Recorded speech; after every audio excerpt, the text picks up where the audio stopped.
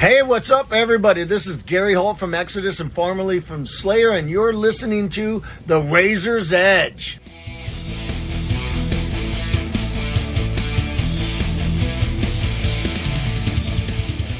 Gareth and Rich from Gurt, welcome to the Razor's Edge.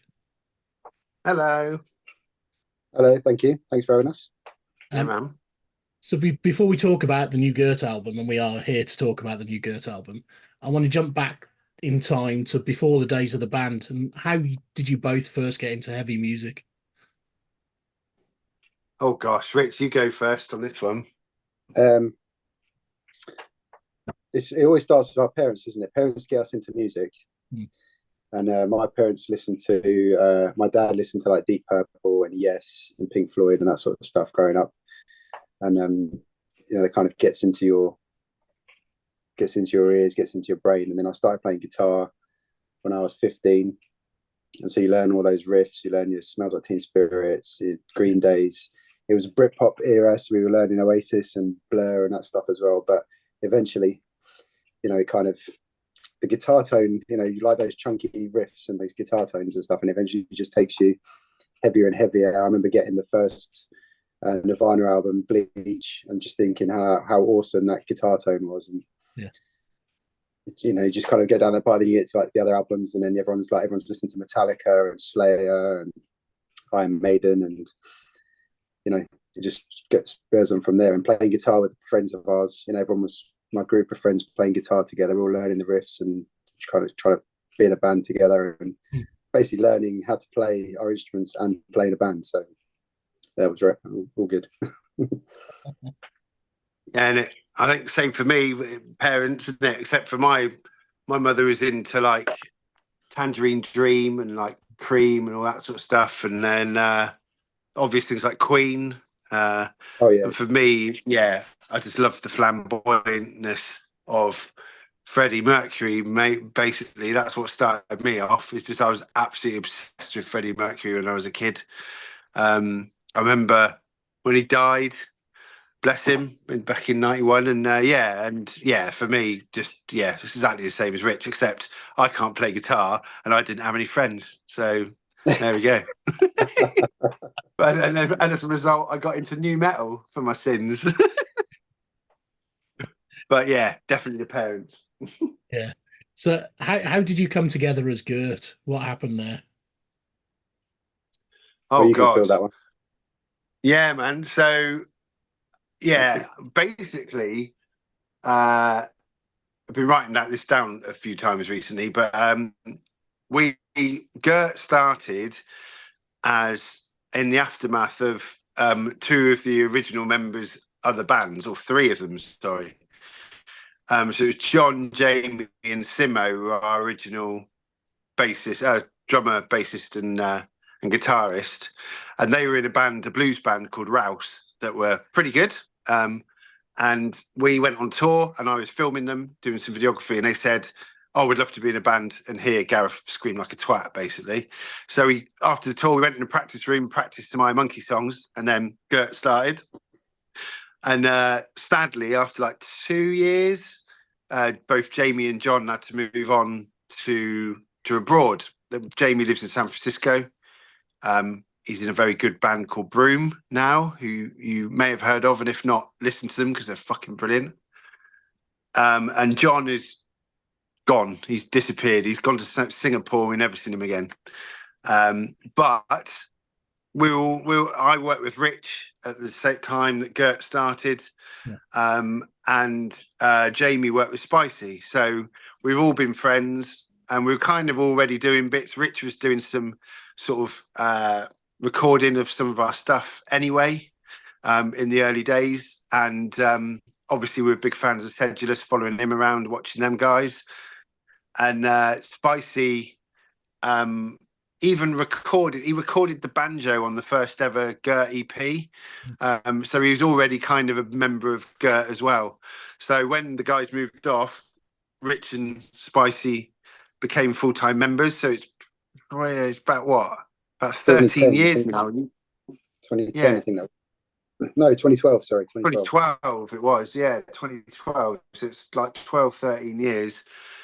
And then in 2014, we went on tour with Dope Throne. And sadly, Simo then had to make the very difficult decision to leave the band because of his family and his job and being a grown-up. And we already knew Bill. Again, we toured loads of him. Rich has known him since they were like teenagers or kids. Is that right? Yeah, teenagers for sure. Yeah, teenagers. And yeah, and he stood in on drums for the tour, and stayed basically. So yeah, so Bill's been in the band pretty much 10 years now as well. Yeah. So was that boring? Is that? I do like telling that story. It's a good story. So back in the present day, then you're about to release your fourth album, Satan, etc., on June 7th, and I've had it on repeat for the last few days, and I'm loving the sound of it. So, how happy are you with this album? Oh yeah, very happy. It's yeah, it took a little stop start after COVID, kind of getting the momentum to get some new songs written and finished. Because before COVID, we were pretty prolific, you know, like kind of just getting stuff done, recorded, out, move on to the next one. But yeah, because of everybody's lockdowns and, you know, family situations and all sorts, you know, people moving and what have you, after lockdown, it's taken a couple of years to kind of really get the groove going and get all the songs in place. But I think sometime towards the end of, well, middle of last year, we kind of suddenly coalesced and it all kind of started to come together, and we had suddenly realized we had a bunch of songs that were pretty much finished or, you know, near enough and on the way to becoming a new album. Yeah, and we're proud of this one as well. Yeah, we're proud of all of them. Yeah, this one as well. Yeah, definitely. Yeah, I've had 2 kids in the time it's taken us to do this album. So yeah, go to. I mean, I know, you know, that's why it takes a little while to do stuff, doesn't it? Yeah, being a grown up, isn't it? But yeah, it's the longest gap we've taken to do anything even. Like, it's normally been like a year between each thing that we've released, and this is like nearly 5 years. But yeah, and then we went and saw Steve Sears, who has produced our stuff since the EPs, the split EP, Guppy. Because he just gets the absolute best out of us every single time. And it's very much so the heaviest thing we've ever done, I think, by a long shot. Easy. Yeah. I know everyone says that, but it is. So why Pink? Why Pink? Why not Pink? I guess there's a bit of a weird, I correct me if I'm wrong, Rich, but there's a bit of a weird theme with it where it's kind of a little bit of a thing, you know, fuck you to the metal scene in general. Maybe like, well, it's a little bit sarcastic. Yeah. Well, so yeah, it just kind of went a bit, you know, it's just us, isn't it? Just us. It's a bit tongue in cheek. In your face. You know, yeah. Following on from Bongs of Praise, it's all a bit tongue in cheek, really, isn't it? So don't take yourself too seriously, but quite serious, but not too seriously. Absolutely. Yeah. And talking about seriousness or lack thereof, you have some of the most entertaining song titles. You especially did on Bongs of Praise, but on this album you've got The Most Dying Way to Die and In for a Penny, In for a Pounding. Where does the inspiration song titles come from? Oh, we talk a lot of shit, as you can imagine. There's a lot of banter and just stupid stuff being thrown around all the time. And particularly when we're on tour, and then there'll be just like there's a massive list that we've got going of just stupid song titles or funny phrases or weird mashup words and puns. You know, puns, yeah, and things all like a funny idea will come out of it and be like, oh yeah, that's, you know, a basis for a song or a t-shirt or an album name or something like that, and like we're going to use that somewhere, somehow, somewhere, one day, and then eventually it finds its way in. Yeah, like In for a Penny, In for a Pounding. I don't even know where that came from. That was like an off-the-cuff remark someone made once. We're like, write it down. And then here it appeared on the album. I think Spice has even got a list of just gin and tonic related puns. Like, it's literally that specific. Like, he's got all these lists of like different themed, like silly songs or silly, words or puns. And yeah, every now and again when we're thinking, we just delve into the list and see if there's some gold in there. So as your album, as it comes near to your album release now, and you start seeing reviews floating about for the album, do you actually pay any attention to what people or the press have to say about it? Yeah, You can't help but read it, can you? And yeah, it's like kind of a morbid curiosity. yeah. But we don't necessarily care. Bill likes to pay attention. He likes to do his own Bill type reviews of other bands, which are always good for a laugh. But yeah, you do, yeah, you pay attention to it, you read it. But we've been around 15 years, and we don't let it drive anything that we do. Apart from 8 out of 10 cunts, maybe. But hey ho, that song was actually about a review many years ago that we got, where they basically said we were like generic and boring and like the same sounding, and then gave us 8 out of 10. We were like, what? So we wrote a song about it. Well, I wrote a song about it as silly nonsense words about this silly twat. But hey ho. But once you put it out there, once you've made a thing and you put it out there, it's kind of, you're not really in control of what people think of it. So yeah, that's the creative, the curse of being a creative of some sort. You just put it out there, and it is what it is. Absolutely, you can't please everyone, can you? No, you can't. So yourselves, alongside the likes of Raging Speedorn, have probably one of the best merch games out there. What goes into keeping like all of those t-shirts, the beanies, everything else that you produce and sell? What effort goes into producing all of that all year round? I'm probably a lot of fault for it, because I just but at the end of the day, I guess the main point to make is that we are completely and utterly self-funded. And in order to do the level of stuff that we do when we release an album, like a run of vinyl, CDs, cassettes, all of that, with absolutely no backing, you've got to have some sort of pot of money to be able to do it, end of. So, the merch thing was always done knowing that, that was going to be what funds us to do whatever we want to do next.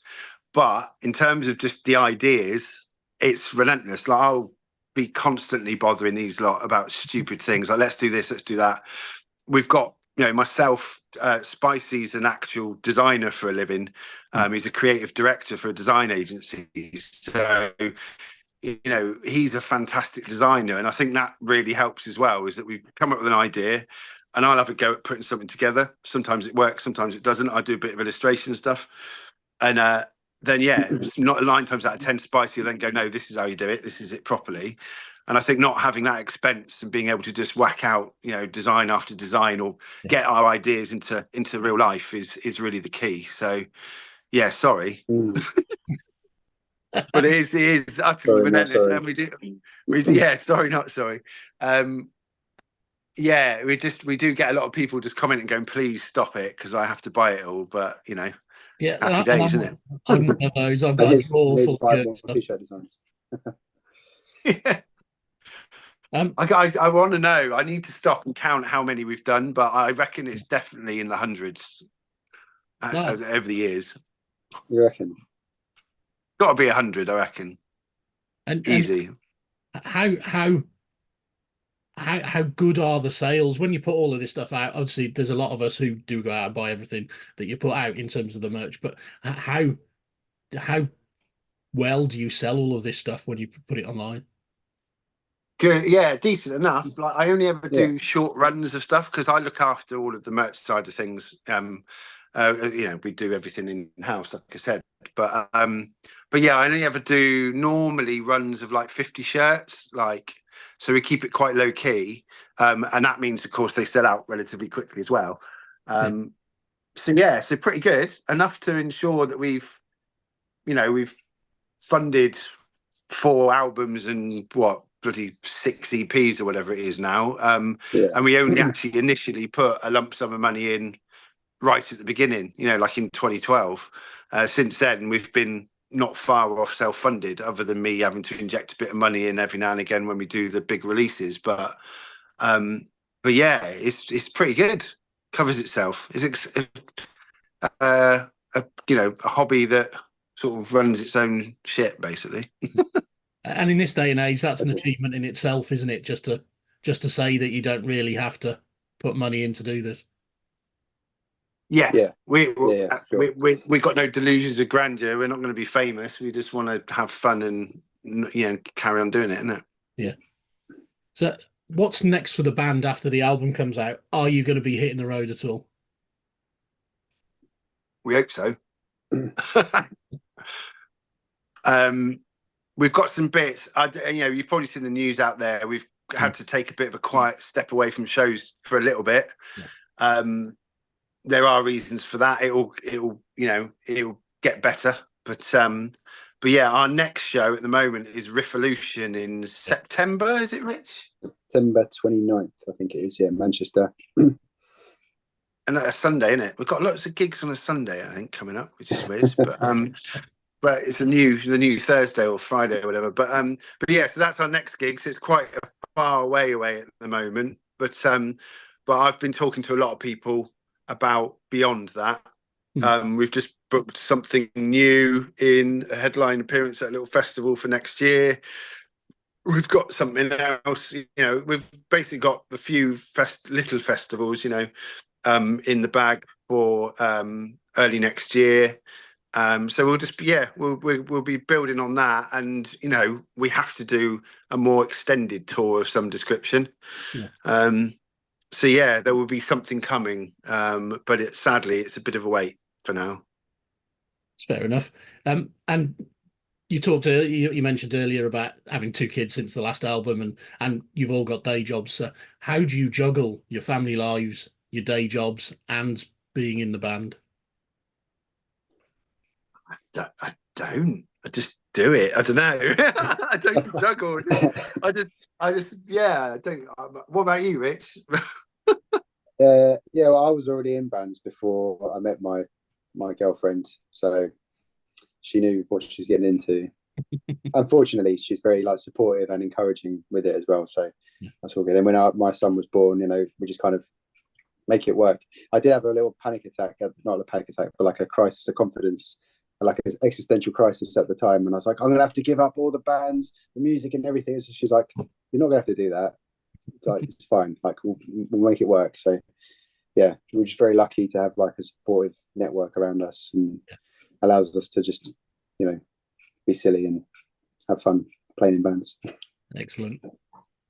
I think I did a similar thing where it's just like, we're going to have a bit of a time, guys, where we have to sort of rein it in, and then we didn't end up reining it in at all. We just sort of carried on taking shows as they were coming up, and it really barely stopped anything. But again, just manage your time, don't you? Yeah. This is our kind of, I'd say, biggest hobby. Like a really serious hobby, if you like. Yeah. Rather than a casual thing, but we do this. There's probably other stuff we don't do because we're in bands, but it's all good. We love it. It's worth it. Yeah. We just need to get a show where all our kids can come. That's the dream. I know, right? Yeah, I tried to get him into. He's 9 now, but I tried to get him into one of the shows. And he's like, no, definitely not. Under 14s not allowed. Under 18s not allowed. Not even to come in quickly watch the show. He's like, one day we'll do. Was it a matinee in the afternoon? Yeah. That's it. I'm all for matinee shows and being able to go home early. That's the future, I think. Yeah, it's not about the kids. It's being in bed by 6, mate. That's the key. Get into the pajamas, into your onesie at 7, and happy days. Yeah. Thank you both for your time. It's been a pleasure this evening.